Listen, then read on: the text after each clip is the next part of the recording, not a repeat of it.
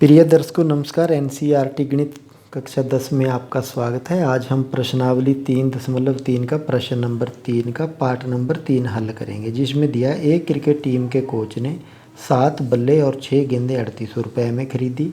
बाद में उसने 3 बल्ले और 5 गेंदें 1750 रुपये में खरीदी।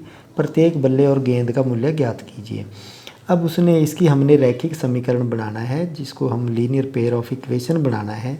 तो वो कैसे बनाना है कि जैसे हमारे को उसने एक गेंद और एक बल्ले का मूल्य पूछा, तो बीजगणित में जिस चीज़ का हमको पता नहीं होता उसको हम मान लेते हैं। तो इसमें हम क्या करेंगे, हम मान लेंगे कि माना कि एक बल्ले की कीमत, अब देखिए जिस चीज़ का हमको बीजगणित में पता नहीं होता उसको हम मान लेते हैं। माना एक बल्ले की कीमत x रुपये और एक गेंद की कीमत y रुपये मान लिया। तो प्रश्नानुसार जो हमारी रैखिक समीकरण होगी उसके जो युग्म बनेंगे, जो उसके पेयर बनेंगे, वो कैसे बनेंगे कि उसने दिया कि 7 बल्ले, अब एक बल्ले की कीमत मानी x रुपये है तो 7x हो गया, और 6 गेंदें हैं प्लस 6y हो, क्योंकि एक गेंद की कीमत y है तो 6 गेंदों की 6 गुना y, और ये बराबर हो जाएगी 3800 के। ये समीकरण 1 होगी। इसी तरह जब हम समीकरण 2 की बात करेंगे, दोबारा उसने क्या किया कि 3 बल्ले मतलब 3x प्लस में 5 गेंदें खरीदी है तो 5y इज इक्वल टू 1750। तो ये हमारी समीकरण 2 होगी। अब हम क्या करेंगे, समीकरण 1 को ले लेंगे या समीकरण 2 को ले लेते हैं। तो हम इसमें से समीकरण 2 को लेके हम x का मान लेके, क्योंकि उसको हमने प्रतिस्थापन विधि से इसको सोल्व करना है, तो समीकरण 2 को लेने पर समीकरण 2 क्या हमारी 3x plus 5y is equal to 1750। अब मैंने क्या करना है, इसमें x की वैल्यू निकालनी है। तो 3x is equal to 1750 minus 5y, ये जो 5y इधर प्लस का दूसरी साइड में बराबर के आगे जाके ये माइनस का हो जाएगा, और x is equal to 1750 minus 5y upon में 3 आ जाएगा। अब x की वैल्यू मेरे पास ही आ गई। अब क्या करेंगे, x का मान समीकरण 1 में रखने पर, समीकरण 1 में रख दें हम, समीकरण 1 में रखने पर। अब समीकरण 1 क्या है मेरे पास, 7x plus 6y, 7x plus 6y is equal to 3800 है। ये देखिए समीकरण 1 मेरे पास ये है। अब इसमें मैंने क्या करना, x का मान रख देना, तो क्या हो जाएगा 7x की जगह ये रख दूंगा 1750 माइनस 5y अपॉन में 3 और plus 6y is equal to 3800। अब मैंने क्या करना, इस 7 से इसको मल्टीप्लाई कर देना है, अंदर ये मल्टीप्लाई हो जाएगा। तो ये क्या आ जाएगा, दैट इम्प्लाइज, यहाँ पे 7 को जब 1750 से मल्टीप्लाई करेंगे तो ये, अब आप यहाँ देखिए 7 को जब मैंने अंदर मल्टीप्लाई किया इसमें ब्रैकेट के अंदर, तो 7 को जब 1750 या 12250, 7 को 5 से 7 पंजे 35y आ गया, और इसके बटे में 3 है plus 6y is equal to 3800। अब मैं क्या करूँगा, इसको जो ये देखिए 6, इसको मैं दोबारा एलसीएम ले लूँगा। एलसीएम इसका 3 आ गया, तो ये तो पूरा ऐसे है, 3 एकम 3, तो 12250 माइनस 35y प्लस, अब 6 दिए 18y आ जाए, क्योंकि 1 से 3 को जाएगा 18y इज इक्वल टू 3800 आ जाएगा।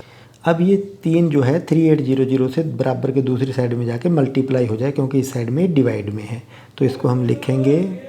अब यहाँ पे मैंने 35y में से 18y गए, तो ये माइनस के 17y इज इक्वल टू 3800 को जब 3 3 0 0 3 0 0 8 24 का 4 का अंश लाएंगे 2 3 3 और 2 11400 आ गया, और जब ये 12250 दूसरी साइड में जाएगा तो ये माइनस के 12250 हो जाएगा। तो माइनस के 17y इज इक्वल टू, जब इसको हम माइनस करेंगे वहाँ से तो ये 850 आ जाएगा, माइनस के 850, माइनस से माइनस कट जाएगा, y is equal to 850 upon 17, 17 एकम 17, 17 पंजे 85 0, 1700, तो y इज इक्वल टू 50 आ जाएगा, y इज इक्वल टू 50 आ गया। अब y का मान मैंने रख देना समीकरण 2 में प्रतिस्थापित कर देना, y के मान को समीकरण 2 में प्रतिस्थापित करने पर या रखने पर, प्रतिस्थापित करने पर। अब इसको क्या करेंगे हम, समीकरण 2 क्या हमारे पास 3x + 5y = 1750 है।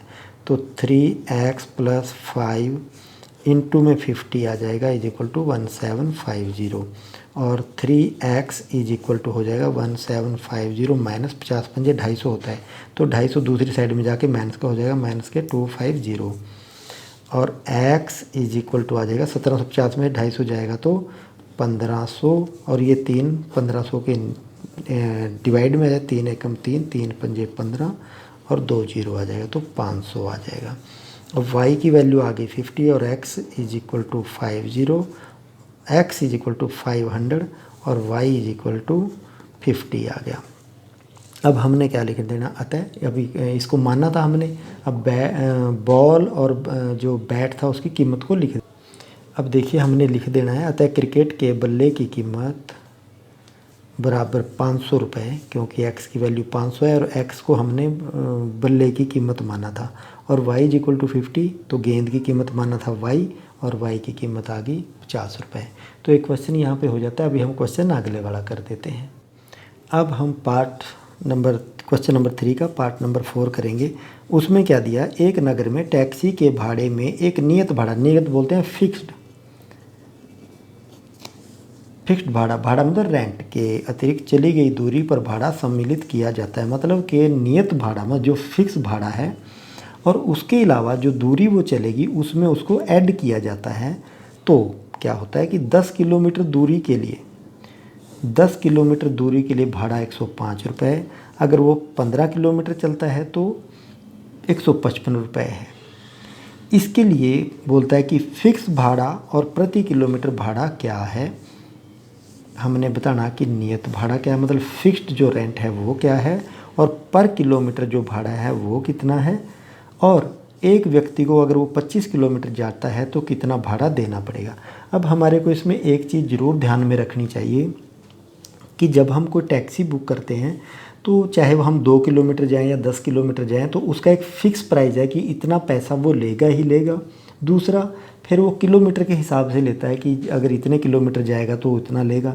इसी तरह उसने यहाँ पे बोला क्वेश्चन में कि नियत भाड़ा है इतना है, नियत भाड़ा फिक्स भाड़ा इतना है, और 10 किलोमीटर जाने पे 105 रुपये लेंगे और 15 किलोमीटर जाने पे 155 रुपये लेंगे। तो इसमें मेरे को मानना पड़ेगा, क्या मानना पड़ेगा, पहले मेरे को नियत भाड़ा मानना पड़ेगा, उसके बाद प्रति किलोमीटर का भाड़ा, ये दोनों मैंने बताना है। और बीज गणित में जो चीज़ नहीं पता होती उसको हम मान लेते हैं। अब यहाँ पे देखिए कि मेरे को पता नहीं कि नियत भाड़ा या फिक्स्ड रेंट कितना है, तो जो उसका फिक्स्ड रेंट है, नियत भाड़ा है, उसको मैंने x मान लिया, और जो पर किलोमीटर भाड़ा है, प्रति किलोमीटर भाड़ा, वो मैंने y मान लिया। अब प्रश्नानुसार जो मैंने रैखिक समीकरण बनाने हैं, जो रैखिक समीकरण जो होंगे, रैखिक समीकरण होंगे, क्या होंगे, एक तो फिक्स भाड़ा है, फिक्स को मैंने x माना है तो फिक्स तो है ही है, प्लस अब जो पर किलोमीटर वो जा रहा उसको मैंने y माना, लेकिन वो कितने किलोमीटर जा रहा, पहली बार में वो 10 किलोमीटर जा रहा, तो प्लस 10y = कह रहा कि वो कितने रुपए देता है, 105 रुपये, तो 105 आ जाएगा, और ये समीकरण नंबर 1 बन जाएगी मेरे पास। दूसरी कंडीशन में क्या कह रहा हो कि 15 किलोमीटर के लिए 155 रुपये, तो x तो है ही है, फिक्स तो है, और 15 किलोमीटर भी जा रहा हो, तो 15y = 155 आ जाएगा। ये मेरे पास समीकरण नंबर 2 आ गई। अब इसमें क्या, मैं समीकरण 2 को ले लेते हैं और उसकी वैल्यू इसमें से हम पुटअप करेंगे, क्योंकि हमने इसको प्रतिस्थापन विधि से निकालना। तो हम क्या करेंगे, समीकरण 2 को लेने पर, समीकरण 2 को लेने पर, समीकरण 2 क्या है, x + 15y = 155। अब मैंने इसको x को इधर रखा और 15y को दूसरी साइड लेगा, तो 155 माइनस 15y आ गया। अब x का मान समीकरण 1 में रख दूंगा, x का मान समीकरण 1 में रखने पर, समीकरण 1 है मेरे पास, x का मान क्या है, x का मान है 155 माइनस 15y रखा, और माइनस प्लस ये 10y है, 10y = 105 आ गया, 105 आ गया। अब मैंने क्या, ये 15y है, 10y, तो 15y में से 10y गया तो माइनस के 5y = 105 माइनस के, और ये प्लस का है ये उधर जाके माइनस का 155 आ जाएगा। 100 ये 55 100 ज़्यादा है, तो 155 में से 5 गए तो आ जाएगा 50। तो माइनस के 50 है, माइनस से माइनस कट जाएगा। तो y इज इक्वल टू 50/5, 5 एकम 5, 5 10 50, मतलब 10 रुपये आ गया। तो y की वैल्यू आ गई मेरे पास, y इज इक्वल टू 10। अब y का मान को हम रखेंगे समीकरण नंबर 2 में। अब देखिए y का मान हम समीकरण 2 में रखेंगे, तो y का मान आया मेरे पास 10, तो x प्लस 15 इंटू 10, y की जगह 10 बराबर 155। अब इसको जब सोल्व करेंगे तो x is equal to 155 minus 15 दा है 150, और ये 150 इधर प्लस का दूसरी साइड में जाके माइनस का हो जाएगा। 150 बराबर 5, तो x इज इक्वल टू आ गया 5 और y इज इक्वल टू आया था मेरे पास 10। अब मैंने क्या करना, इसको ये तो आ गया नियत भाड़ा। नियत भाड़ा माना था मैंने x और पर किलोमीटर भाड़ा माना था 10 रुपये, तो मैं लिखूँगा इसलिए। अब यहाँ पे देखिए टैक्सी का जो नियत भाड़ा हमने x माना था और x की वैल्यू 5 आ गई, तो 5 रुपये हो गया, और प्रति किलोमीटर भाड़ा जिसको हमने y माना था और y की वैल्यू 10 रुपये आ गई। अब हमारे क्वेश्चन में पूछ रहा है कि 25 किलोमीटर यात्रा के लिए दिया जाने वाला भाड़ा, 25 किलोमीटर यात्रा के लिए दिया जाने वाला भाड़ा।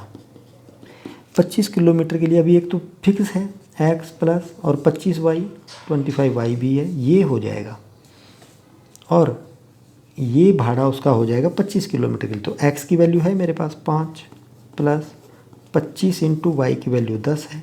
तो अगर इसको हम सोल्व करें, 5 प्लस 25 है 250 बराबर 255 रुपये। मतलब कि 25 किलोमीटर के लिए, 25 किलोमीटर के लिए भाड़ा होगा बराबर 255 रुपये। ये क्वेश्चन यहाँ पे सोल्व हो जाता है। और अगर किसी बच्चे को कोई डाउट होता है तो वो मुझे कमेंट बॉक्स में ज़रूर लिखना। और इसके ये देखिए ऐसे ही इसको करने का तरीका है, आप इसको देख सकते हैं। जैसे यहाँ से हमने शुरू किया, आप इसका जो स्क्रीनशॉट लेना चाहते हैं वो स्क्रीनशॉट ले सकते हैं। इसको करने का तरीका यही है, बस ये है। Thank you for watching.